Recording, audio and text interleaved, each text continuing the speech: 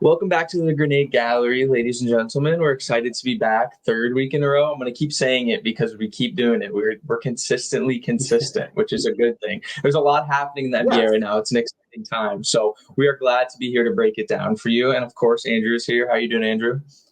Good. How are you, Emmett? I am tired, but Okay, I move along. that's fair. I move along anyways, right? I got nothing else to do in the summer, so it's fine. It's fine. Soon you're going to graduate from college and you're just going to work every day anyways and always be tired. So yeah, I don't really want to think about that. Life is pain. As I worked like 35 hours last week, and I'm like, wow, this is really going to be my life. Just hopefully not in that job. Just hopefully not doing that. Yeah. Find a job that you like, and then it's tolerable. But until you do that, yep. Or win the lottery or something. I don't know. There you go. That's a good plan. Start today, though, because I hear it's tough. What would be what? This is not basketball, but what would be the amount of money that you would have to win in the lottery or something for you to like never work again? I can do quick math. Probably like a 4 or 5 million. Really? Okay, so I guess okay, that's fair. Because once you pay off your house, once you pay off your house and you pay off your cars, then you're only paying this is adult talk for anyone once you pay off your house and your car, really all you have is random bills like Netflix, cell phone, that type of garbage. And I don't know, I feel like if you invested or put some money away into there'd be ways. I mean, you wouldn't be living lavishly, but to never work again. That'd be pretty dope. Yeah, I feel like maybe I'd want 50. I need that generational wealth. That being said, I could literally not. I've talked to my friends about it if I ever won the lottery, I'd still work. If I have more than 2 days off in a row, I start going stir crazy. So I'd need something. I mean, routine is so important. I feel like I would just get so bothered by not doing anything. But if you had that much money, then you could do a job you really like, and it wouldn't matter if you don't get paid a lot if you're doing something. So there'd be a lot of benefits to that. There would be. Mm-hmm. Okay, anyway, that was Life Talk with Andrew and Emmett. Go win the lottery. Go win the lottery, and then you can chase your dreams of being a sports writer because you don't get paid a lot doing this. No, you don't. Can confirm. Day job does much better for me than my night job. Okay, so we're almost coming up on a week here from the draft. Was Wednesday. Today's Tuesday. So yeah, we had a week. And I mean, I would say the first round I think it wasn't as exciting as I thought it was going to be. I mean, good, cool stuff happened, especially with the Wolves and stuff. But a lot of stuff, honestly, we'll just go straight into it. What do you think about the Hawks taking Rich Assar first? Okay. I have, and that anyone who's listened, I am not a draft guy. So people get drafted and then I start watching them. So I've been watching a lot of Dillingham. I've honestly been watching a lot of Reed Shepherd because he's on Kentucky with Dillingham, and Reed Shepherd's really good. So that's cool. I haven't watched anything other than highlights on how do you say it in French? Ricochet?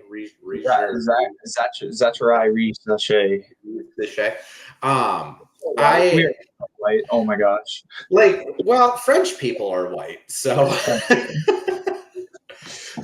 I don't know. I said in the pod we did with the drop step with Jack, just that this is a good draft to just go get international players or 3-year in college guys, because then you at least know that they can play with adults. And from what I've heard, that's kind of where Ricochet's benefit is he's been a professional athlete since he was 14. Right. He knows how to play with adults. He's been playing in the Euro League and in the French League. I mean, I can't hate on it. I guess I like it more now that they've traded DeJounte Murray, or they traded DeJounte Murray, just because now it's okay, they're rebuilding. take guys that you think could be good, take a swing. If he ends up being bad, it is what it is. How about you? So I don't necessarily. It's tough because I think the Hawks, to not their own fault, got the first pick in a very unfortunate draft. Like I defended the draft a lot, but it is not as strong as other drafts. Like if you get it last year, you get Victor Wembanyama. You get it next year, you get Cooper Flagg, probably, who's looking like one of the best players that I've seen come out of Duke in a while. And I think they just got pigeonholed into a draft that wasn't really good.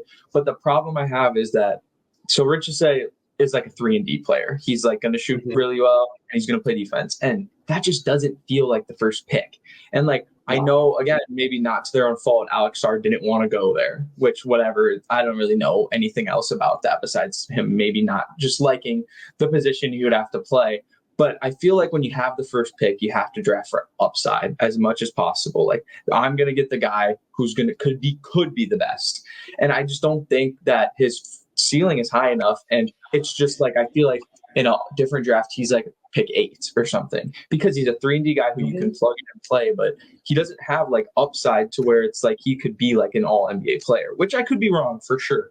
But I just feel like it's very unfortunate that they had the first pick and then had to do this with Alex Sarr, who was the first pick all offseason, to just be like, no, I don't want to work out with you. And now they get stuck with a player who I think fits well with them.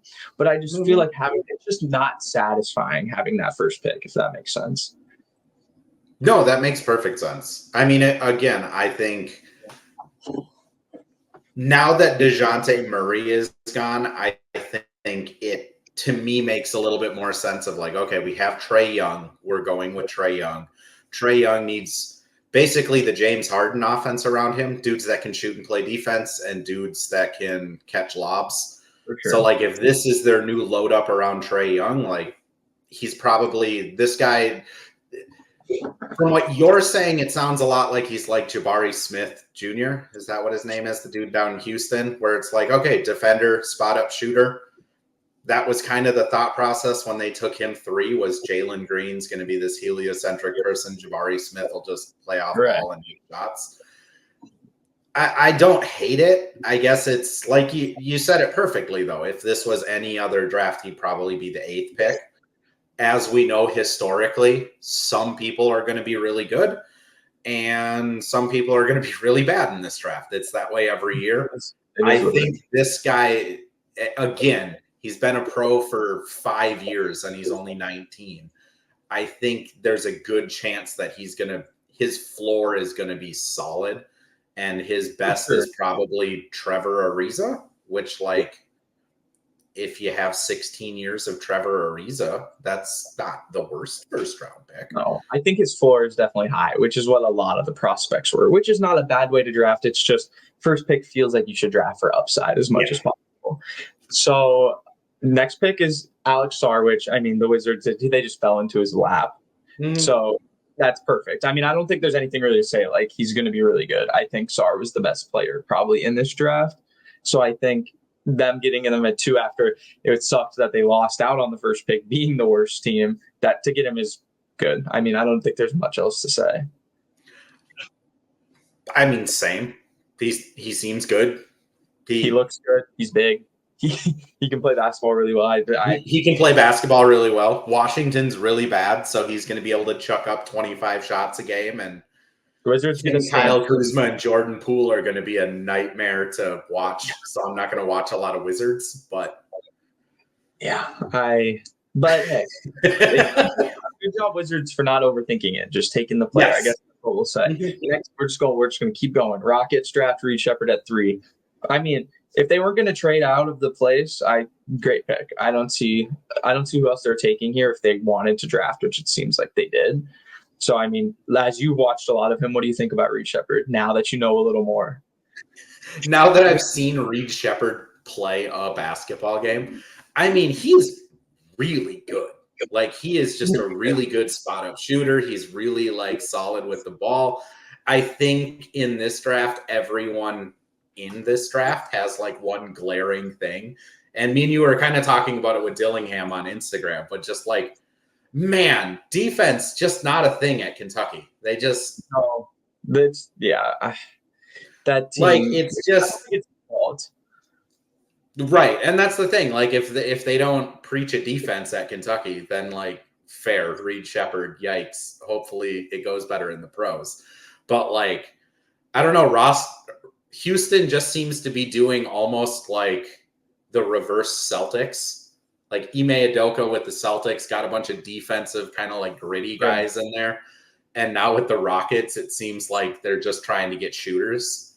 Which is Jalen fair. Green. I mean, Fred VanVleet isn't a defensive mastermind. I guess Dylan Brooks is, and like the Thompson twin that they have, Asur, Amen. Amen, They have Amen Thompson is like solid defensively, but yeah, it's just I don't know. I wish they would have. I wish they would have not picked, if that makes sense. Like I was going through their roster after we recorded last, and it's just like they have so many young guys. And like if they traded for Kevin Durant, which was like circulating around the draft, are they like a top seed in the West? Probably not, but like they're not with Reed Shepherd. Yeah.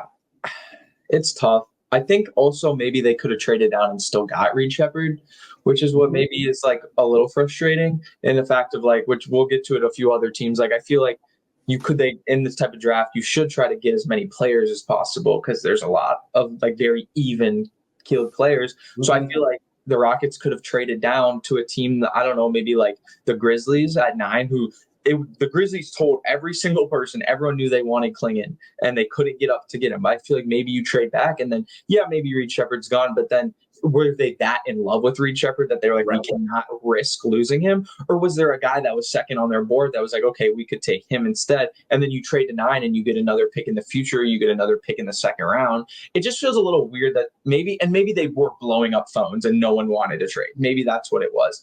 But just to me, I feel like they could have traded back and still got Reed Shepherd.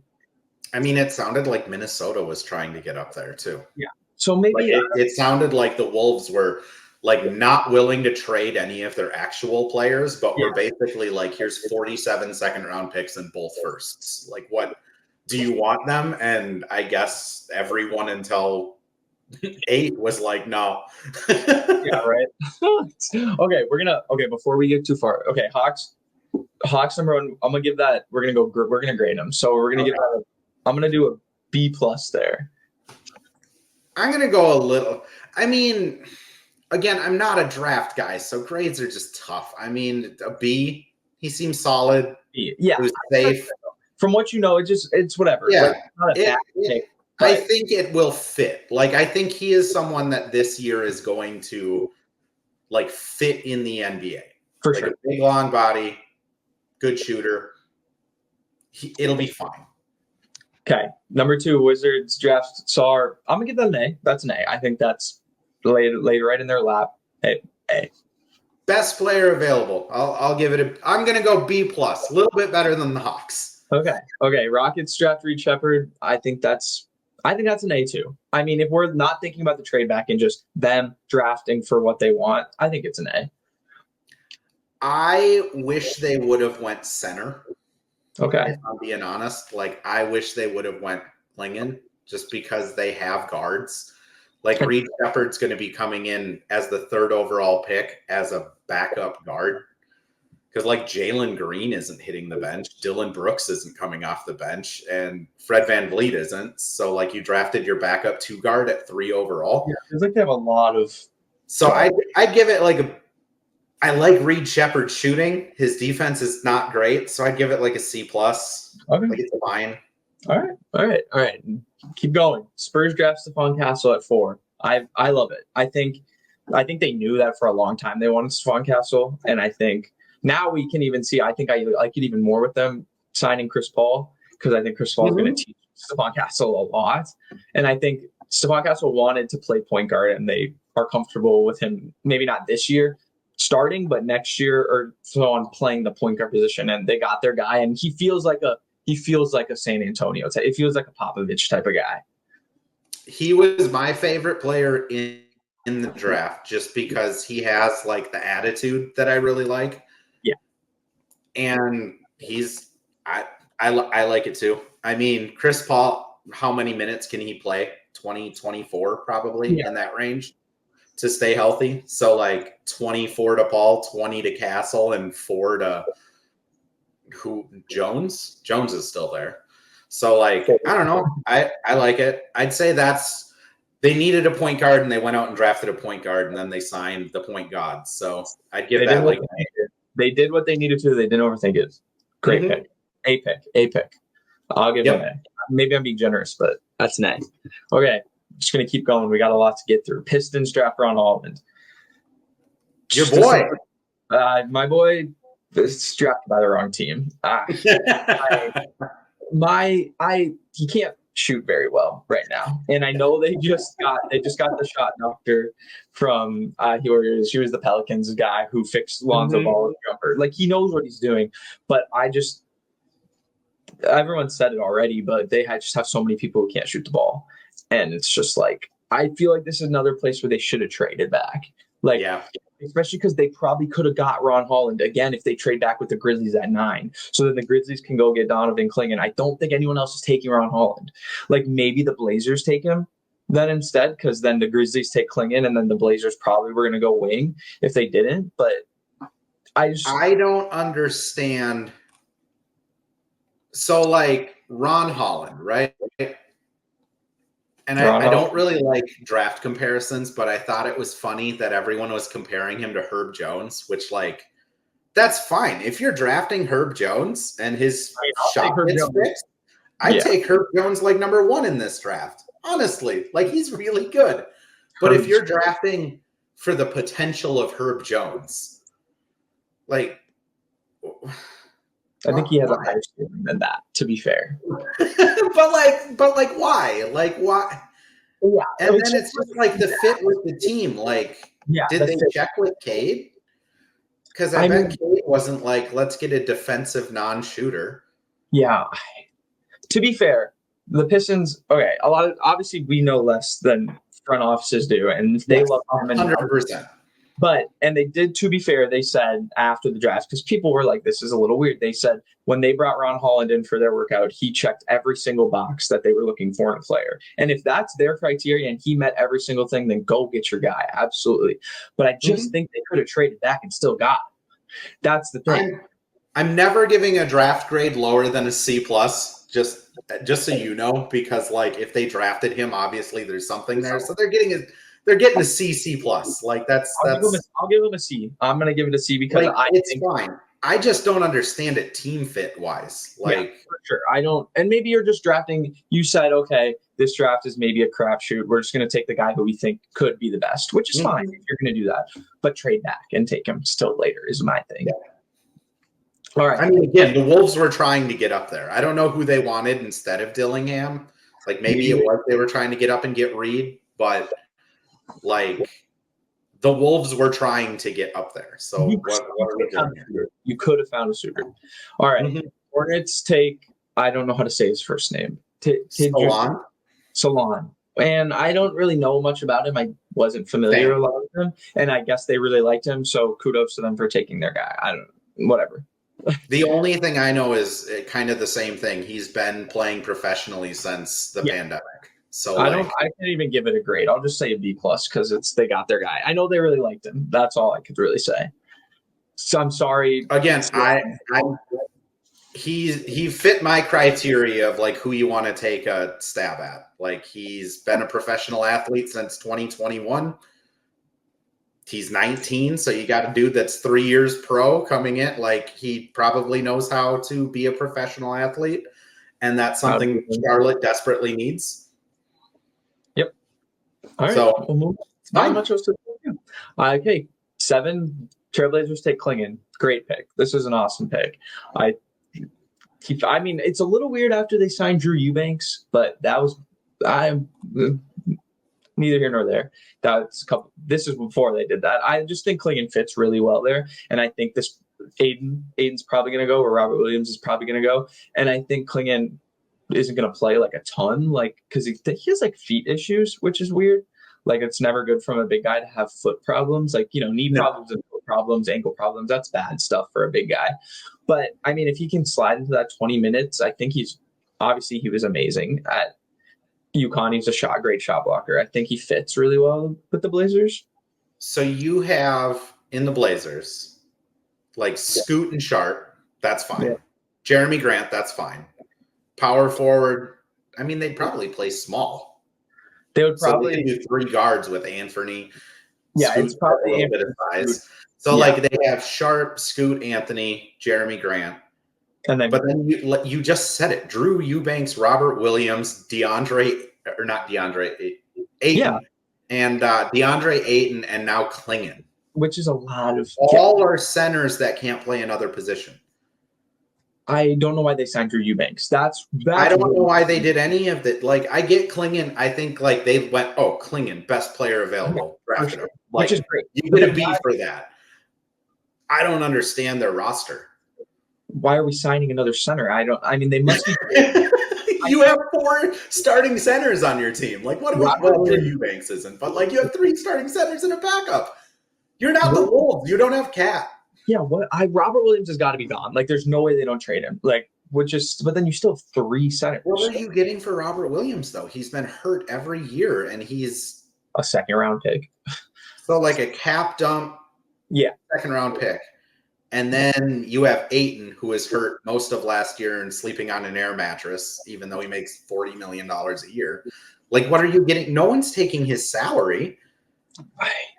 I just don't understand it. I feel like I get the pick of like best available. We're not going to be good anyways. And I get that they have like 3 guards, so they probably don't want to add another guard. But like, what? Trade it.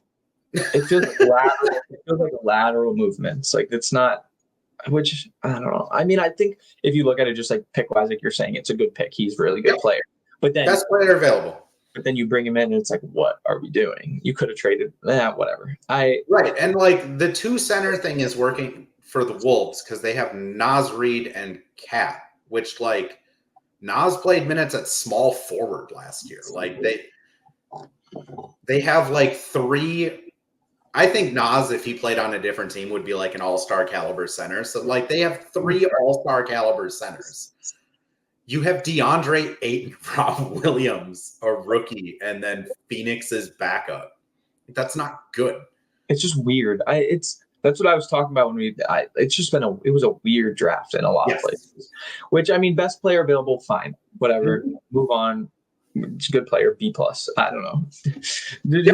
Best player available. I'm never going to hate someone for just being like, this is my guy, best player available. Like, I'll hate on Detroit for Ron Holland because not best player available. But like, B, good job, Portland. You didn't overthink it, but now you have to kind of overthink what you're going to do with your roster. Luckily, everyone's young and cheap, so it's fine. But all right, now we get into the pick we're all been waiting to talk about. The Spurs originally draft Robert Dillingham. I'm actually delivering pizzas when this happens, and I'm watching it on my phone while I'm driving. Nobody do that. Don't do that. It's really stupid. It's really dumb. But I was like, oh, Rob. I think I tweeted, I was like, Robert Dillingham and Stephon Castle, crazy pairing. And then I see Timberwolves. I'm like, what? Did not see this coming. And then for the longest time, I think Kyle Teague said it on Day Moore. She was like, I was like, what did we trade? Like, did we just give up like a player? Like what? Like, is Naz Reid gone? Like, what is going on? And then to find out it was a 2031 first-round pick, it was like, oh, okay, I can get behind this. That's what's crazy about it is like from the Wolves' perspective, right? If they wanted to sign a mid-level extension player, I wrote about this. So anyone who fast forward 5 minutes if you don't want to listen to cap stuff. But if the Wolves wanted to sign a mid-level extension player, they would have had to trade both of their picks this year, let everyone walk, like relinquish their bird rights, sign a mid-level, and then they could go back and sign like Kyle Anderson, Monte Morris. So like they could have gotten the taxpayer mid-level, which is like $4 million. Instead, they were just like, nah, we'll take Rob Dillingham, who's 19, who's going to have no pressure this year. Like sitting behind Mike Conley, my guess is that they're going to expect him to play like 8 to 12 minutes a game. Like maybe 15. That's it. Just play the Monte Morris role towards the end of the year of just 8 minutes and don't crap the bed. And then they still got their 27th pick. Like they still got to take Shannon, who is like, in my opinion, more ready to play. And I could see him playing closer to that like 12 to 15 minute role. But even Shannon, there's no pressure. So instead of signing a mid-level extension for like $4 million, they got $9 million in cap with Dillingham and Shannon. They got 2 guys on rookie contracts for 4 years. One that's ready to go and one that has a lot of upside. I guess for the Wolves, after watching a lot of Dillingham, I like the pick from a strategic standpoint. I don't fully understand the pick from like a Chris Finch standpoint, because Finch is he's always talking about like the beautiful game, like ball movement, don't get sticky with it, 1 or 2 dribbles pass, off ball cuts. And from what I see with Dillingham, he's just a shot creator. Like he's the guy you throw a grenade. It's the show. You throw a grenade to, and like he creates something and makes a shot. And that's just not the offense the Wolves run. He does shoot really good from spot up shooting. Like his catch and shoot 3 numbers are insane. And then he's just terrible defensively. So like he's gonna have to play with, like he's gonna have to be on the floor with Nikhil and Jaden and Rudy, and he's just small. And he gets just ran over a lot, which maybe a couple of years from now, if he puts on some weight and like develops into his body a little more, which it's weird, right? Because he's 19, he could grow another 4 inches. And theoretically, right? But like, I guess I like the pick. I'm giving it like an A for the Wolves because they wouldn't have gotten a Rob Dillingham for $4 million in free agency. I just don't understand the fit this season. Like with how Finch wants to play and how they play defense, I think he's going to struggle a lot this year, which is like, it's going to suck because I could see him playing like 5 to 10 minutes and Shannon playing like 12 to 15. And then the narrative being like, oh, they traded for Dillingham and he's not getting any minutes. But I think he is more of like a 2 years from now, he's going to be awesome. Yeah, I mean, which is fine. Like he's 19, and I agree with everything you say. They've never seen the Rob Dillingham show before. If you've never, I just think he's that good of a shot creator. Like I think it doesn't like. I think he's small, so a lot of his defense is not his fault. And I also, for people who didn't watch a lot of Kentucky or college basketball, they didn't care about defense, which is fine. So when you're like, if your coach doesn't teach that, like you're not gonna. I'm not saying Calipari is a bad coach. Calipari is a great coach, but I just don't think their emphasis was on that. And I think he also came off the bench, which is a little weird considering he was a really high prospect, but he said multiple times he didn't care. He just wanted to play, and he came off the bench and is just a flamethrower. And it's like, I think you said it, like a Lou Williams or like that type of player. If you can just get on the court when you need a bucket, that's what the Wolves like lacked so much. Yeah. Or there's another player that give you the ball and get me a bucket. Just go get one, which is like, I mean, Nasri could kind of do it. Obviously, Anthony Edwards could do it. Cat, not really. Anyone else could not do that. I mean, Mike Conley had his moments, but if Rob Dillingham is as good of a shot creator and a dribbler and just a space creator as I think he is, I think anytime in maybe a year or two, like you're saying, you give him the ball, he can absolutely get you a bucket. I think he has Kyrie type of offense in him. I think if things go right and 2 years from now at this time, we're reading the Mike Conley retiring and joining the coaching staff type of stuff, because that's what's probably going to happen. I think it could be awesome for this team to have your starting point guard on a rookie contract with a year left after. And just like, if he develops right, this could be an awesome move. I think this year, a lot of people might be kind of scratching their heads of just maybe why did we trade up for this guy? Right. Which that's just the vision. You got to kind of see that like this trade is for when Anthony Edwards is 28 and this dude's 24. Like that's what this trade is. I think it's really interesting with the Spurs side of it, though, because Anthony Edwards' contract expires in 2029. So, like, if he walks, like, if he's just like, I'm done with my time in Minnesota, if we're not winning enough, if, like, Chris Finch gets fired and he's pissed about it and he walks, the Spurs get a pick swap with us in 2030 and our pick in 2031. Like, that's the bet that the Spurs made, is that the Wolves are traditionally a terrible franchise that fuck everything up. Bleep. And like, that's their bet, is just like, you know what? 7 years from now, when Ant walks, we're going to have 2 first-round picks in the lottery.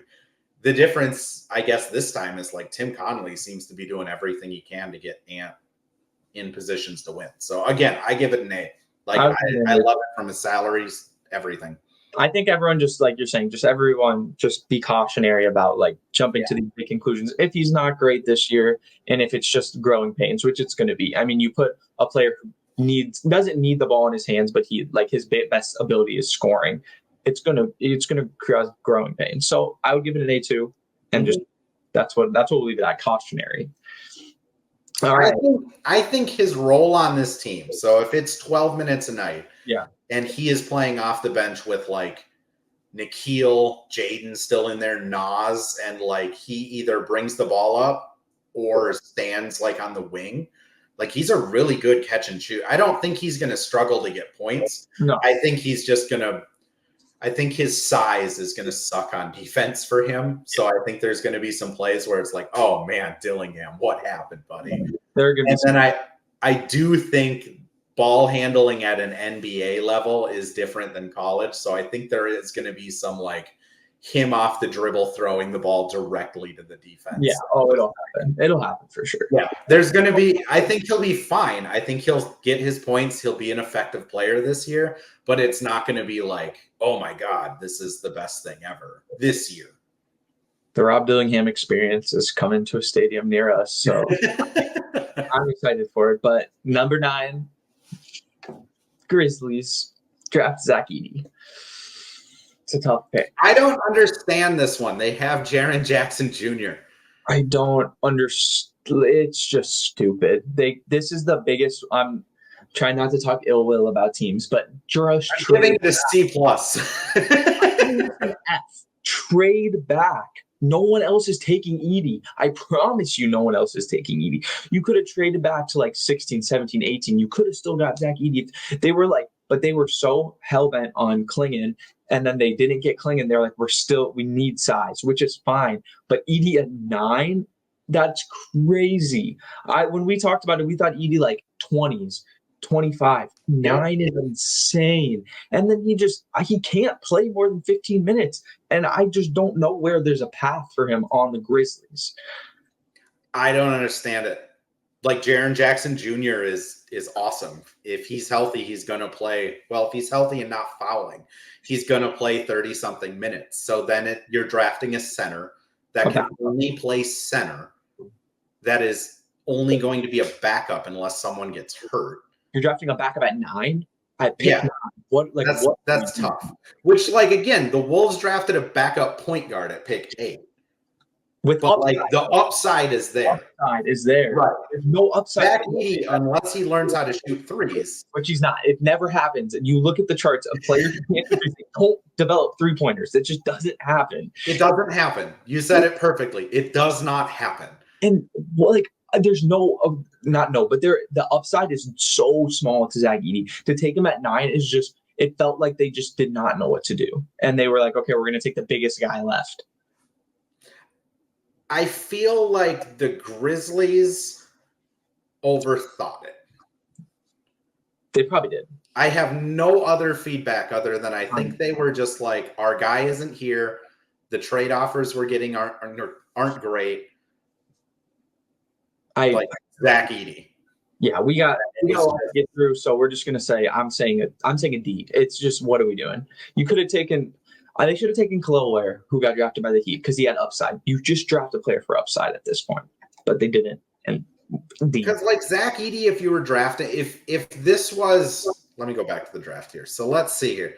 Let's say it's the Hornets at 6, and the Hornets draft Zach Edey, and they are like, we needed a starting center. We believe that his game will transfer. Him and LaMelo pick and rolls are going to be awesome. Like, there is a path. We are going to start playing him 28 minutes a game.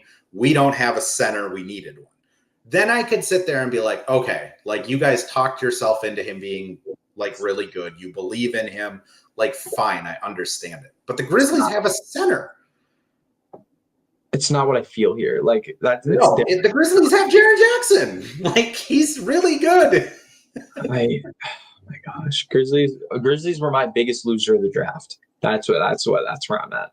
I just don't understand it. Like, I just truly looking at it don't understand it.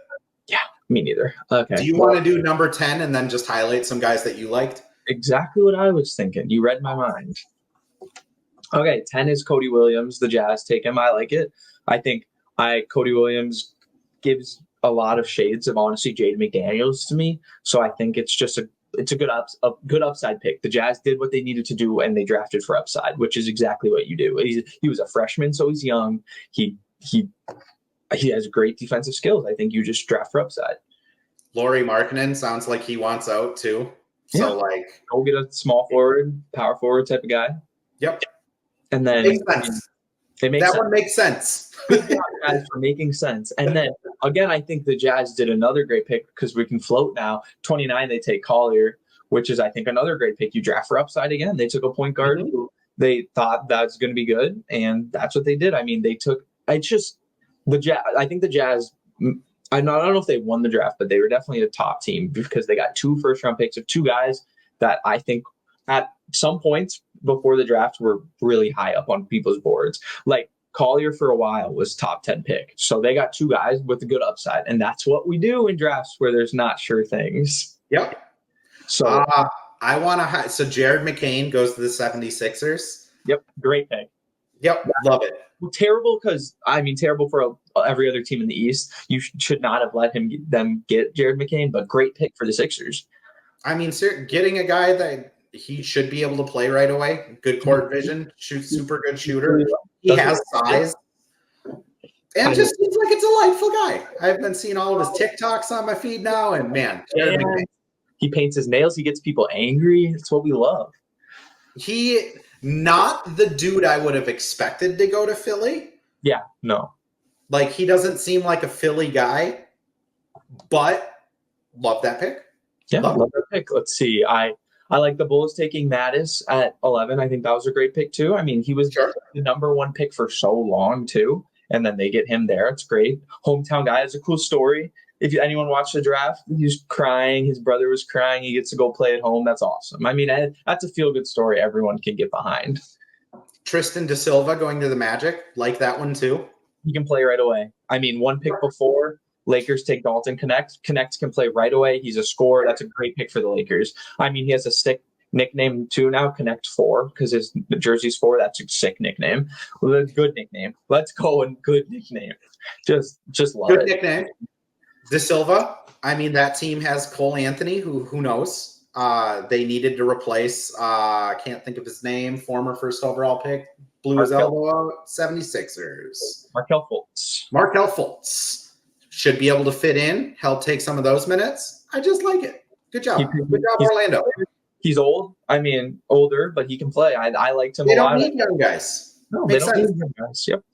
I mean, Nuggets trade up to 22 to take their own home, so I talked about a lot. I mean, the Nuggets needed another center. It's a great pick. Bucks draft A.J. Johnson. I'm not quite sure, but okay. I mean, it's a really weird pick. It's a really weird pick. It's a weird one.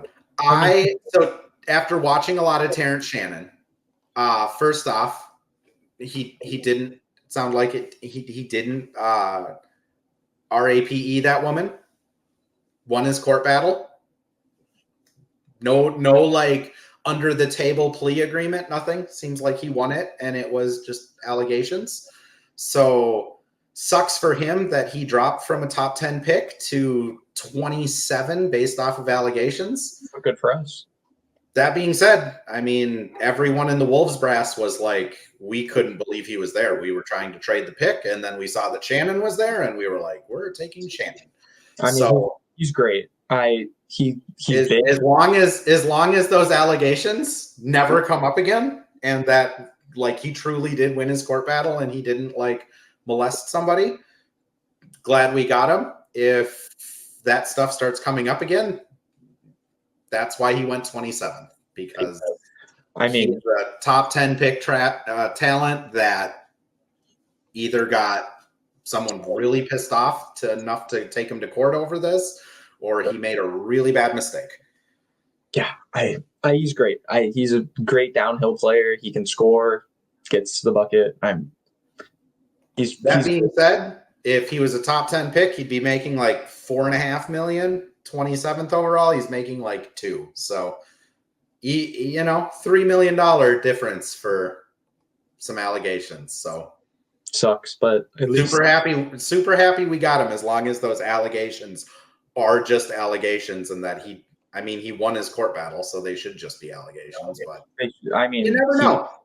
You do never know, and I'm again. I think I saw something about this. It's like I don't know with like, okay, artists, right? Like music artists, people do weird things, bad things, terrible things. R. Kelly, whatever, P. Diddy. I have a hard time separating people from like music from the artist, like they're saying.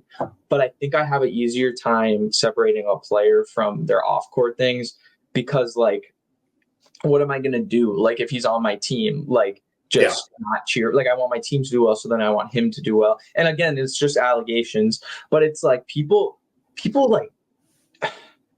idolize players so much, and we got to stop doing that. It's weird. Like, well, I've never, like, I love sports athletes. I love them. Adrian Peterson, one of my favorite athletes of all time. Dude was a little weird off the field. But people just got to stop.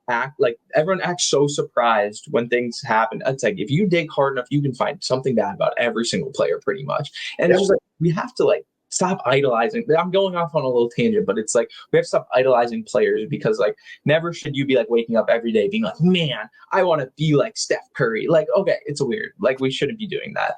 Like, if you're a kid, I think it's good to strive for like what's athletes have, like teamwork, the fame, all of that stuff. But like there has to be some sort of switch that goes off at some point in your life where it's like, Emmett, you're the same age as Rob Dillingham. Yeah. You seem like a responsible kid. That being said, when I was 19, if somebody handed me like $6 million, I would have made a lot of really bad decisions. Exactly. And like, again, I will say in Shannon's case, he did the entire legal route. He went to court. He was proven innocent. He maintained his innocence. He never apologized for anything. He was to the core, I did not do this. And then in court, it was proven he did not do that. That being said, justice system is weird. Go see the Supreme Court rulings for the last year. Like, the allegation will always be there and you'll never know. But at the same time, he's a kid in his early 20s. If he says he didn't do it, if it got proven he didn't do it, all you can do is say he didn't do it. Probably didn't do it. And we're just going to move on, because it's fine. He's a good player. I'm excited to watch him play. I'm very excited. And again, it goes to show, though, what I was bringing that whole thing up is just like, if someone does commit sexual assault, they probably shouldn't be a first-round pick, and they probably should have to like earn their way to wherever they go to, because like people do deserve second chances, and like that's just life. Like, you shouldn't be held accountable for 80 years of a mistake that you made when you were 19, unless you like murdered someone, then like throw them away. Anyways, just the allegation was enough for him to drop from a projected top 10 to 27th. 17. So like, just be careful with allegations, because like this dude got proven innocent. He said he was innocent, and now he's out $3 million, and he's the 27th pick in a draft. Like that kind of sucks for him if nothing happened. For sure. Definitely sucks for him. All right. Any other players you liked? I like Khalil Ware to the Heat. I think he's a super high upside player. It's a great pick. I think the Grizzlies should have taken him, like I said. Cam Christie to the Clippers is fun. I mean, go Gophers. And then Bronny James. I don't know. I mean, I could talk about Brown James for a little while here. Can we just okay? I can't remember who said. Oh, it was Woj said it. Like, no one should bring up nepotism with this pick because nepotism is everywhere. Look in a front office. Everything. Literally, look in a front office. Look at the Target Corporation. Like, look in any sort of like business. Like, nepotism is everywhere. So, like, did Bronny deserve to get picked? Who knows? That being said, it's the 55th pick in the draft. Who cares? Who Let cares? him be the 15th guy on the Lakers. And if he develops into something, kudos for him for taking the opportunity and running with it. But like, I just got so upset over the whole like. Me too. You only got drafted because he's LeBron's kid. Because like, who cares? Okay, like I think Colin Cowherd said it. Like, yes, he got drafted because LeBron is his dad. That's the point. Parents make things for their kids possible. You go to a work system, any place you see. You go to a freaking construction company. You see the head guy is the dad, and then the construction manager is like the son. It's like your dad, your parent paves the way to give you an opportunity. Now Bronny has to go make the most of it, and if he sticks in the league and he's terrible only because he's LeBron's kid, maybe that's different. But he gets an opportunity to actually show he can be a basketball player. And there is nepotism in every single level. Dan Hurley's kid sits on the UConn bench. He should not be on the UConn Huskies. Yep. If Bronny James is the 15th player on the Lakers, it does not matter. No. You're basically paying LeBron James is what you're doing. Giannis Antetokounmpo is the 15th player on the Bucks. Andrew Wiggins' brother was on the training camp almost every year that he played in Minnesota. It's just like it doesn't matter. If you're signing LeBron James for 3 years, $180 million, now you're just really paying him $179 because you're giving $1 million to his kid. Like, okay, and that's what you get, and you get to keep LeBron. If I'm the owner, I'm doing that every single day. I'm gonna. Do you know what the television ratings are going to be for that first game that they play together? Like, guys, this is a business, and this is it's entertainment. Like, leave it alone. The other thing what is the difference between drafting Bronny at 55 and drafting some random European guy that's never going to come over? And then signing Bronny undrafted? Like, it doesn't matter. Like, he would have been signed somewhere. He was going to LeBron James's kid. Like, come on, guys. Like, obviously, it's just, and I think he can kind of play. To be fair, I think Bronny could carve his way into a role on a basketball team. So there's that. Like, I think that's all you got to say, really. Yeah. Okay. Free agency. Let's do it. Free agency. The biggest things in free agency. Paul George goes to the 76ers. 4 years max contract. He stated he wanted a max contract. He met with the Clippers. It was made clear that they were not willing to give him money. So he said, okay, I'm going somewhere else. It was rumored forever that it was the Sixers, and it finally happened. And I think it's the best spot for Paul George. I think he can play the. Say what? I think it's going to be awesome if they can stay healthy. For sure. I mean, right. But that's the same thing it would have been in the Clippers. Or if he went to anywhere. Like, for the 76ers, I feel like it's a little bit of like a oof. Because if he gets hurt or if Embiid decides to retire in 2 years, like those last 2 years on that contract are going to be bad. For sure. Who cares about that? You got Maxey, Paul George, and Joel Embiid. Who cares? Roll the ball up. It's like the same thing. It's comparing it to baseball contracts, right? Okay, so players get signed for like 12 years. It's like obviously in that they are not expecting that player to be playing at the same level in year 8, year 10. And it's like it's a smaller scale in the NBA. Paul George in his 4th year would be 38. They're obviously not signing him for that 4th year. They're signing him for these next 2 years where he is still an effective player that can be the third option on the Sixers. If he can play third fiddle to Embiid and Maxey, that's amazing. I don't see how it wouldn't work. And like the roster compared to like the Suns, who also have a big three. Which even the Suns, like we talked about it a bunch last year, of like if Kevin Durant wants to come to your team, you say okay and you trade for Kevin Durant. Like it's Kevin Durant. But like the Sixers have like a roster, like Kelly Oubre, they got Andre Drummond, like they signed Oubre, they signed Drummond. That is they're the winners of free agency, I think, or offseason so far. Like I like them a lot. So your boy James Harden going back to the Clippers. Are you upset about that? Because like he's gonna get traded, right? He took a pay cut, okay? Like he's I know he did, but like it's Kawhi and him, and Kawhi might not. I don't care where he goes, what he does, just get him a ring somehow. I don't even care if he averages 1 point. Like I just want him to get a ring so bad it hurts. Like I just need him to get a ring. I mean, I think he signed there knowing Paul George was going to leave. So I think he's so. Because if he didn't know Paul George was going to leave, like we're going to have Houston strip club Harden coming out in his sweatsuits. I mean, I'm excited to see him have more of an offensive role again. That's what I can say about that. I mean, I wonder why it's $35 million. Yeah, because it's a weird deal for James. Like I think the Clippers signed him to that with like a promise of we'll trade you by the deadline.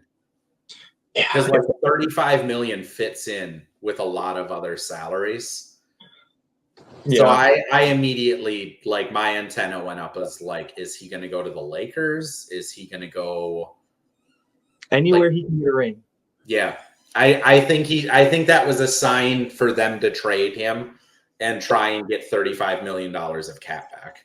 Which, I mean, if that's what it ends up being, it's fine. Whatever. I think the Clippers are a little bit of a loser in this free agency. Maybe not to their own fault, but they also signed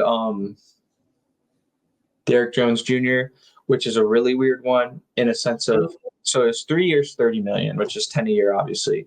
And which is bad. The Mavericks signed Najee Marshall to 3 years, 27. When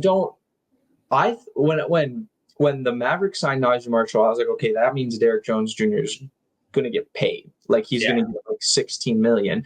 And then he gets $1 more $1 million to go to a significantly worse team. And I'm just stuck between, did they care about the $1 million? Was it we just don't want you anymore? He played so good on the team. That one was really confusing to me. I'm conflicted because Derrick Jones Jr. has played on like 4 NBA teams at this point? Maybe like 6. 6? If it is 6, that furthers it. If it's 6, it just makes me wonder why 6 teams don't want him in the building. And then it's like maybe Derrick Jones Jr. just wants to live in LA.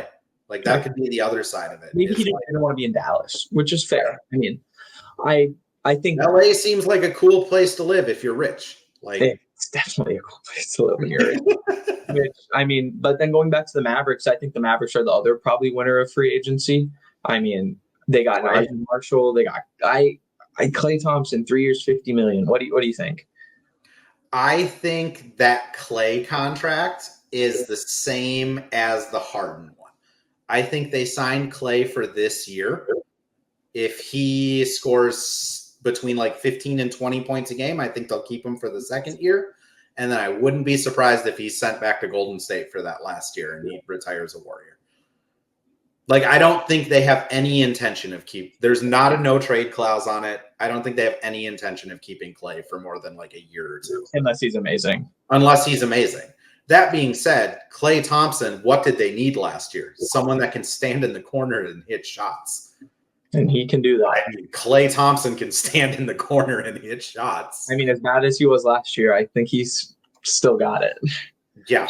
I think if they go in there and they're like, Klay, we have Kyrie and Luka. We want you to take the Jaden Hardy role of stand in the corner, hit shots, come off ball screens, hit shots. Like, that's an awesome signing. Like, 25 minutes of Klay is such an upgrade over anyone else they had as a shoot. Like Tim Hardaway Jr. going from that to Klay.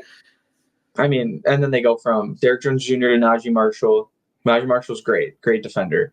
And then they also get Quentin Grimes, who was a trade, which is another. Which I like Quentin Grimes too. I love Quentin Grimes. I mean, Dallas got a lot better, which is, I mean, not great for the Timberwolves, but they got a lot better. The other team, we can just keep going. OKC got a lot better too. Love Hardenstein. Hardenstein. I mean, talk about that's a lot of money, but he's going to be 29 at the end of that contract. He's only 25 years old, and this is his 5th team. That's nuts. I mean, the dude he's a grinder. I mean, is the Wolves tried to get him before he went to the Knicks. They tried to trade for him before he got traded to Denver. Like, the Wolves have been trying to get Hartenstein for like 3 years. I mean, that's just a great signing for the Thunder. I mean, they needed a player like that on their team. And then I mean, Sam Presti is just, he's cooking. He's a demon. Can he just lose one thing, like ever, lose a trade ever? He has all these picks. Okay, I think they potentially, there's some protections on him, but they could have 5 first-round picks next year, which you can't use all those picks. Like, obviously, you cannot. You can maybe use 2. Like, you have to trade them. And to still get all these players without having to give up a pick is just insane. He's like, no, like, I don't need you. Like, you need me. Like, he has all the power. And then they trade for Caruso. I mean, they're cheap.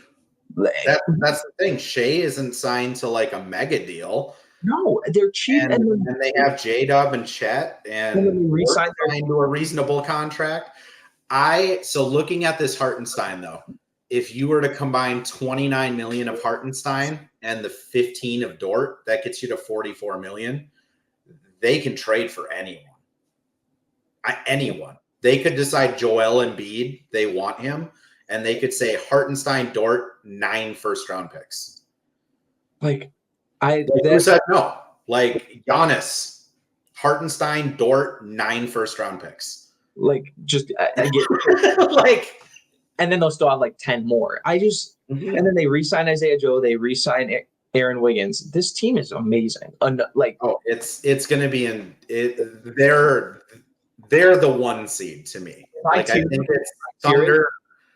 I think it's Thunder, Dallas, and then you have a drop, and then it's like Minnesota, Denver. Then you have another drop, and then it's like the OKC or the New Orleans, the San Antonio, Lakers, everyone else. But like, I'm almost more scared with just what they can. Like, Presti has set this up where he can make that trade. Like, literally, if the Bucks start off like 2-17. Like, who says no if he comes calling and he's like, here is every first-round pick I have for Giannis? It leaves them so many. They have the salary to absorb them. Just leaves them so many. And then if you have a team, like, if they went out and got, like, Giannis, then you have Shea, Giannis, J-Dub, Chet, and Caruso. Like, no matter what they do, it's insane. I don't even want to think about it. Contavious Caldwell by Presti. KCP signs to the Magic. Love it. I think it's amazing. It's a 3-year contract with a player option on the last year. So it sets up perfectly for him, as if he plays great 2 years, he can go decline it and get a big payday. If he plays bad, he can opt into it and then do another year and try to get a better contract. I mean, it's perfect. And that's exactly what the Magic needed, someone who can make shots. KCP can absolutely make shots. And the dip on defense, it's not there because he's a great defender. And I mean, it's weird that we've talked about it before, but I don't know what the Nuggets are doing in a sense of are they really that strapped for the second apron? I mean, we didn't talk about it in the show, but the second apron, for what people don't understand, basically, if you're in that, which is a threshold of money, you cannot. These are the six things that I'm aware of. That feel free to add if I'm wrong. So you can't add multiple players in a trade for less players. So you can't trade 2 for 1. You couldn't package 2 players for 1. Even if the money works, you can't do it. You can't take on extra money in a trade, which makes sense. You can't. They can't be more money. I mean, obviously, if you have that much money on your payroll, you can't use existing. You cannot use pre-existing trade exceptions. Yeah, they're all null and void. They're all null. You cannot use the mid-level exception, which is like $13 million, and you can't use the taxpayer mid-level exception, which is like $5 million. You cannot get a player in a sign and trade. So basically what the Mavericks did to get Klay Thompson, you can't do that.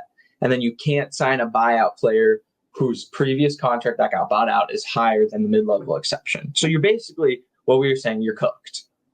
And then if you're in the second apron for more than 1 year, if you're in it for 2 years consecutively or 2 years over a 5-year period, all of your picks 7 years out get frozen. So like what the Wolves did, the 2031 trade, they wouldn't be able to do it. It'd be frozen. It's stuck to be theirs. If you're in it 3 out of 5 years, that 7-year out draft pick automatically goes to the end of the first round. So what the Nuggets have been saying about KCP is we don't want to limit our flexibility. We have Christian Braun. Look at Christian Braun. But then you look at their past couple of years. They let Jeff Green go. They let Bruce Brown go. They let KCP go. I mean, really, who's next? Like Aaron Gordon, when his contract's up, are they going to let him walk, or are they going to start re-signing players? Because, like, replacing players works when you have good players. Christian Braun's, I don't think he's like a 35-minute-a-night player like KCP was. You don't think, like, I just, from the standpoint of, like, you have the best player in the NBA, F the apron, F the picks. F them picks. Get every player you can to maximize Nikola Jokic's window, which you didn't do. You won the championship when, and quite frankly, a very easy path to the finals. And whatever, we're not going to put asterisks on it because the championship rings a ring. But then everyone starts talking, oh, Nuggets dynasty, Nuggets this. And it's like, then you lose the next year in the 7-game series when you were up 20 points in the game 7. And now you're losing arguably your best on-ball defender. I mean, Aaron Gordon is probably, but guard-wise, and now you've done it 2 years in a row with Bruce Brown, and it's like, where do you go from here? If you're refusing to go to the apron, where do you go? Are you praying Peyton Watson's amazing? Which, I mean, I guess is fine if you really believe in him, but it just feels like I don't know. It's confusing. If I'm the owner, I'm going to sign. How much did he sign for? 3 years? 22 a year, I think. Let me check. I have it up. Was it 67? Yeah. So, I mean, not much. 22 and change. I mean, Sure. So their roster now is Jamal Murray, who love Jamal Murray. Take Jamal Murray in a heartbeat. Michael Porter Jr. I'm out. I don't like Michael Porter Jr. I don't like his game. I just don't like it. He's diet Brandon Ingram. And you don't even like Brandon Ingram? And I don't even like Brandon Ingram. So I'm out on Michael Porter. And then Aaron Gordon, who is phenomenal at what he does, but he is admittedly a super limited player. He's like Jared Vanderbilt is diet Aaron Gordon, if that makes sense. And then you have Jokic, who is the best player in the world. So why, like, if this is a cap issue, why not get rid of Michael Porter Jr. and then you could get KCP and another guy? Like, it just doesn't none of it smells right to me. Because if we look at it, like, I mean, Michael Porter Jr. is not the needle mover that you think, like, they must think he is, but he's not. And I mean, I'm out on him too. I don't like his game, especially just like, and he has to be like so locked in to be good. And he just can't seem to be locked in, except that one series versus the Lakers, which he shot good, but then he's just an airhead the rest of the time. And it's like, if you look at a team like the Sixers, we're just praising the Sixers for doing this. You go get good players to surround your guy who, honestly, Joel Embiid's coming up on his best years. Like, if he can stay healthy these next 3-4 years, probably his best time. And they said, okay, screw it, screw the apron, screw the money. We're going to go get as many good players as possible. And that's what you do when you have good players. You win championships. And I mean, I don't get it. I truly don't get it either. It doesn't make sense unless it's about the money. Cause, like, admittedly, again, like KCP, you're paying him $22 million against the salary cap. If you're over the apron, you're paying him 33. So, like, unless it's like KCP only gets 22, but the owner's writing a check for 33 million. So, like, even then though, it's 11 million. Like, these dudes are mega rich dudes. Like, and that's what you do when you're the best teams. Like, you just pay. I just don't understand it at all. The other thing I don't understand, Emmanuel Quickly. Am I missing something? 4 years, 175, or 5 years, 175? What? It's a very backloaded contract. They just signed Scotty Barnes too, so in about 4 years, they're going to be in some crazy cap situation. Which it's just confusing to me because it's, do you want to rebuild or do you want to try to win right now? And it seems like they don't know. Is Emmanuel quickly good though? I think he's pretty good. I don't know if he's 175 good, but maybe that's what the market is. It's kind of like you have to pay him or you're going to lose him. But I mean, maybe they're like, we traded OG for him. We're going to bank on him. I don't know. The Raptors are weird. I don't know. And I am like so dumbfounded by Emmanuel Quickly's money. I want to talk about Donovan Mitchell. Donovan Mitchell signed a 3-year, $150 million contract. That includes a player option for the 2027-2028 season. Get that money, Donovan. Everyone said he was leaving Cleveland. Every single still right. Get that money, Donovan. Every single person was like, there's no way. They're like, this is his last game in Cleveland. And guess what? They got him back. And then now it's reported that Darius Garland never even requested a trade and that they probably won't even trade him. And I mean, if it can work, I love it so much. You know, I like Donovan Mitchell. You get that bag. I mean, I think it's a good contract. 3 years is great. I mean, you're not pigeonholing yourself too much. Is it 3 years on to this next year? Because I thought he had an option that he opted into. Yeah, so it's going to be through the 2028 season? No. Yes. Yep. I mean, I love it for Donovan Mitchell. What I would say for the Cavs is keep the asset. And then, like, again, who's to say Oklahoma City doesn't come knocking and they're like, hey, we'll give you – they wouldn't want Hartenstein, so that doesn't work. But, like, keep the asset. Don't let him walk into sign and trade because sign and trades, you never get what you should get. In a weaker Eastern Conference, I mean, it's getting better now. I mean, Paul George is over there. I just still like the Cavs. I mean, they just need a little more scoring, and they need Darius Garland to be more consistent. But I really like their starting lineup, and I think just run it back again. I love it. You can pivot mid-season too. I mean, if you run it back and everyone still hates each other, which like whenever like a hit piece comes out on the coach the day they get fired, that everyone on the team hated him. I mean, maybe a new coach will make a big difference for them. It's reported a significant part of Mitchell's belief in committing on a new deal comes with his confidence in Kobe Altman's vision to keep building the Cavs into a championship contender and an alignment on their partnership together. So it looks like their relationship's good. So good for them. I mean, keep the asset. Donovan, get the bag. Tobias Harris, does that make any sense to you? Back to the Pistons? Yeah. Why does all these everyone just don't understand the Pistons? Man, let's get another great, consistent player. I don't know. I don't even know if I have anything to feel about it besides like the Pistons are just so bad. So Mitchell, real quick, if they did want to trade him this season, he's only a $35 million cap hit. So if it blows up, like any team in the league can take a $35 million cap hit nowadays. Yeah. Okay, back to the Pistons. I don't understand Tobias Harris. I don't understand at all. Well, what are they trying to accomplish? I said before the draft, like the Pistons could use some vets, so like maybe package some picks together and some young players and try and get like a difference maker. It's not Tobias what we meant. We did it. Yeah, this is the difference maker. I don't even understand it. Aaron, you're a loser. Another loser, Warriors. Warriors are such.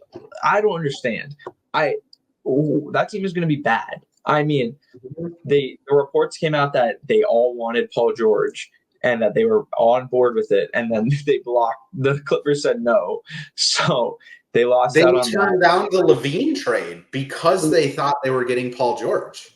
And then, I mean, if you just want to even go back a year or whatever, you lose Jordan Poole, you not lose him, you trade him, which is whatever. I don't know. You keep the asset. You keep the money asset. You bring Chris Paul back. You Like, let go. this is how dysfunctional it is, though. They chose not to trade Chris Paul for Zach LaVine. The Chris Paul or it was Wiggins, Paul, and like Kuminga for Zach LaVine and like something to make money with. I think because the Bulls are trying to attach a first, so I think they were getting a first. Okay, so like you could have just brought Zach LaVine in, which like Steph, Zach LaVine, and Draymond, where's that get you? But they decided not to do that because they thought they could get Paul George. Then they couldn't get Paul George, and they had to make the decision on Chris Paul's money. Like they waive him. Like they had to decide like that day if they're waiving him or keeping him. So they waived him. Then they lose Klay.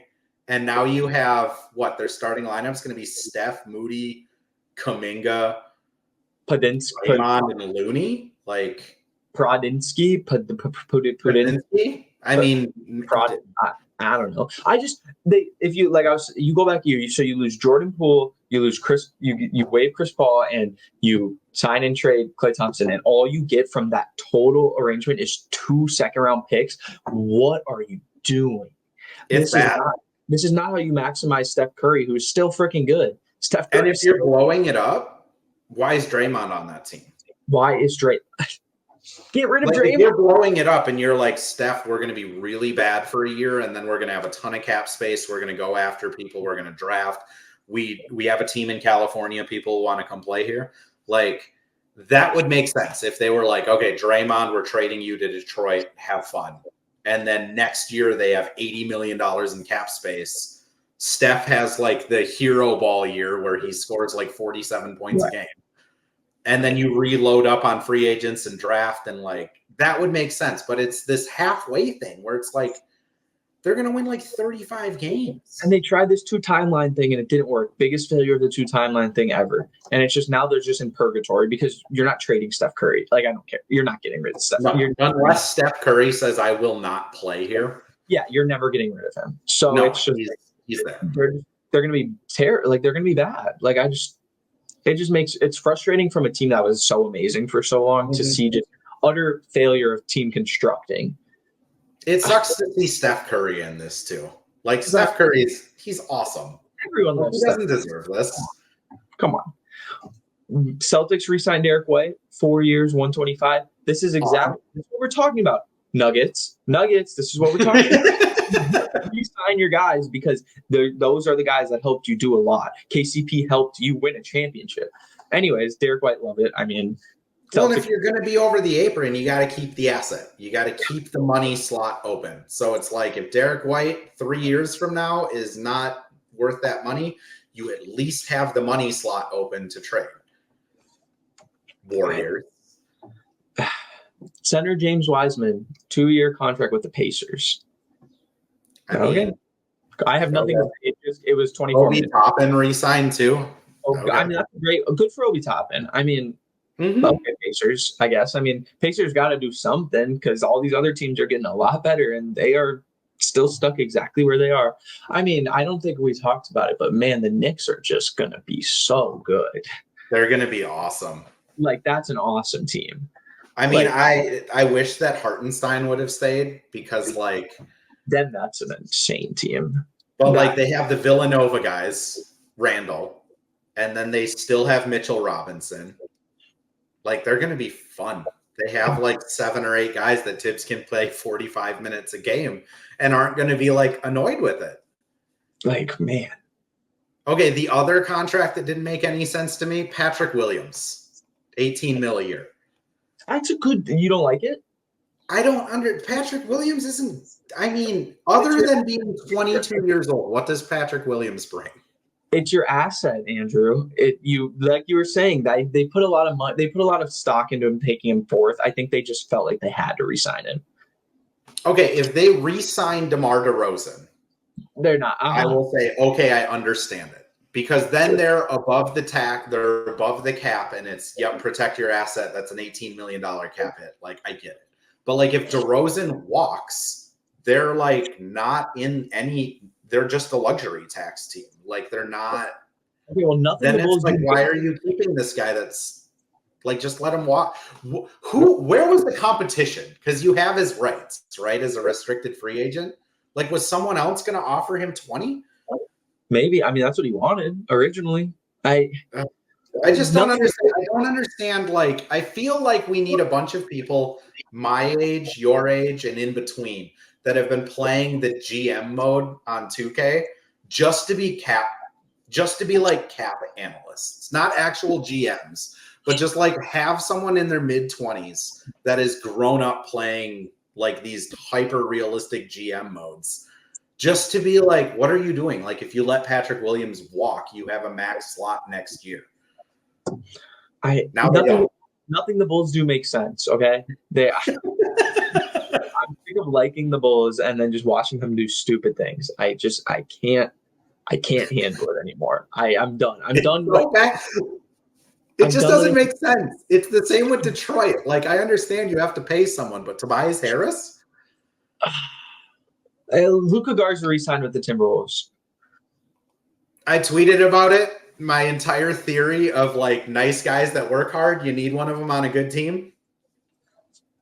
Good job. That's Luka Garza. I mean, that's it. I don't have anything else. I think it's like 2 years at the veterans minimum just to be the 15th guy. Like, heck yeah, why not? Everyone likes him. Tobias Harris got $52 million. I feel like you haven't been as outraged as me on the Tobias Harris, and now I think you're getting. I thought it was like 32. No, it's 52 million. An ideal fit on the floor and in the locker room for a young developing roster. Well, you don't got to put that in the tweet, bro. You're lying. No. 52? That's insane. Because, like, again, nerdy cap thing, but like in the NBA, you have to spend, I think it's like 95% of the salary cap. You can't just be like 40 million under the cap and like you have to spend it. If you don't spend it, that money gets divided up among your own players and you get like a league penalty. So like you have to spend it. Right. So if you have $26 million to spend, why would you spend it on Tobias Harris? That's what I don't understand. Like, why? Unless they're going to trade for Boban and bring back Bobby and Toby, like, why spend it on Tobias Harris? Like, Cade Cunningham got paid. Cade got paid, yeah. Good job, Cade. I mean, I love Cade. I know you aren't as big of a fan, but okay. I think I would be a bigger fan if he was just on like a team that made sense because Detroit Harris is probably their best shooter, honestly. Yeah, probably. I mean, like, that's not good. It sure as hell ain't Ron Holland. Speaking of which, where's Ron Holland going to play now? I don't know. Okay, to wrap up, give me your favorite signing and your least favorite signing. My favorite signing, I really like Chris Paul to the Spurs. We didn't even talk about it. Oh my gosh, yes, you're so right. Chris Paul. I just like one. I think I respect Paul a lot, like as a person. For sure. And this made me respect him even more because it's not ring chasing. Like he could have made more money elsewhere. Like someone would have given him 20. He could have signed like with the Lakers on a vet minimum and chased a ring. He could have signed with the Wolves on a vet minimum and chased a ring. Like, this is literally like, he probably looked at it and was like, it would be super fun to play with Wemby. And then just went there because he thinks he's going to have a ton of fun. And he's going to be able to teach the young kids. And I think Chris Paul's a coach. I mean, he's going to be a coach one day. And I love it. What the Spurs lacked was a player who could get Wemby the ball. I was so sick of those highlight reels of watching Wembanyama be wide open and no one pass him the ball. Like, I was so sick of it. So like, Chris Paul is probably going to play like 25, 28 minutes this year. He could average 10 assists. Oh, yeah, easily. This is going to be a crazy season for Wemby. And he can teach Stephon Castle so much. That so then if maybe this is Chris Paul's last year, I mean, that's a great way to go out. Again, I just respect Chris Paul so much as it is that I can't say like I got more respect for him because it's already like 100 out of 100. Yeah. But just like to sit there and be like, where is the place where I'm going to have the most fun? And then just be like, it's going to be a lot of fun throwing lobs to Wemby. It's going to going to San Antonio. He's going to have a lot of fun. I mean, like, yeah, you're like, it's just, I just respect that so much because, like, I don't know, a lot of players I really liked, like Jason Kidd finished his career chasing with the Knicks and Carmelo, and like Gary Payton went and won a ring with the Heat, and like it's just cool to see like an all-time great be like, I'm going to go to the Spurs because this is going to be fun. Because Chris Paul is great. All right, worst signing I would say is probably, you know what? I'm not going to go Tobias Harris. You give me your best. I'm going to bring up the list again. Okay, so I'm not going to. I was gonna say Chris Paul, but I'll go different. I think it feels like a lame cop. It's Paul George. I just think it fits so well with the Sixers. Paul George is the most portable player in the NBA. I fully think that. Like, you can plug him into any team and he can play great. And I think the Sixers have had the best offseason so far. McCain re-signed Kelly Oubre. I mean, Daryl Morey just kind of does. I don't really like Daryl Morey because of what he did to James Harden, but Daryl Morey does this. He finds these. So, yes, he has always maintained his thing of like getting star player. But then he finds these little players that just nobody else wants. Nobody wanted Kelly Oubre anymore. And then they get him last year and he plays great. When he was back in Houston, nobody freaking wanted Daniel House. Nobody wanted PJ Tucker. And he got them to get on the team and play well. And this is just what he does. So I think we're just going to combine it into Kelly Oubre and Paul George is my favorite thing. I think the Sixers are going to be really freaking good. Yes. I'm trying to think if I have anything else to add. Just yes. Again, another team that's like, we have a chance with Embiid. Like, we're going for it. We have a the top thing five that happens is we don't win it, and like at least we tried. We have a top 5 player. It hasn't worked in the last 4 years with what we've got. Go get another one. Amazing. Awesome. Do you have a least favorite? Because I have a least favorite. Do your least favorite. I'll finish this off. Drew Eubanks. What the hell are the Trailblazers doing? I'm not going to talk about too many. We already talked about it during the draft part.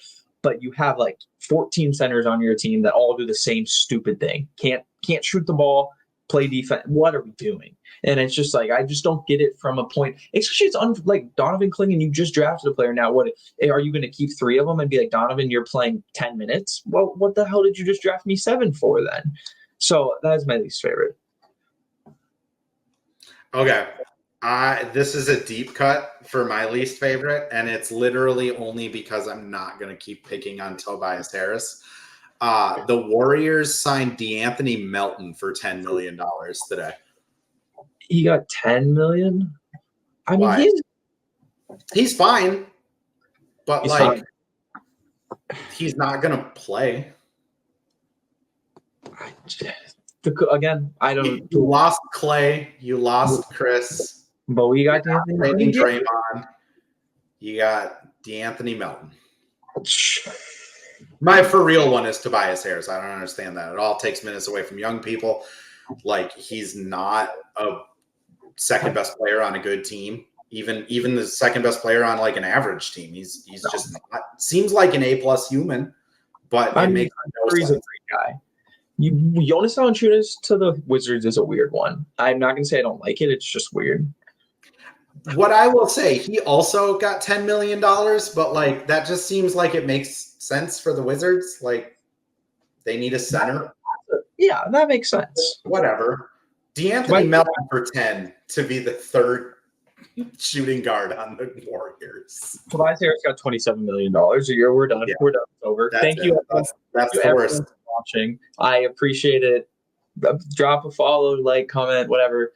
We'll be back again next week with, I don't know what. It'll be a fun episode next week. I got something in the books. So we're almost, next week, depending on when we record, I might be in Summer League. So I could do a live from Summer League. Yeah, you're absolutely right. All right. We got fun stuff coming. Thank you guys so much for watching. Thank you, Andrew, of course. Thanks, Emmett.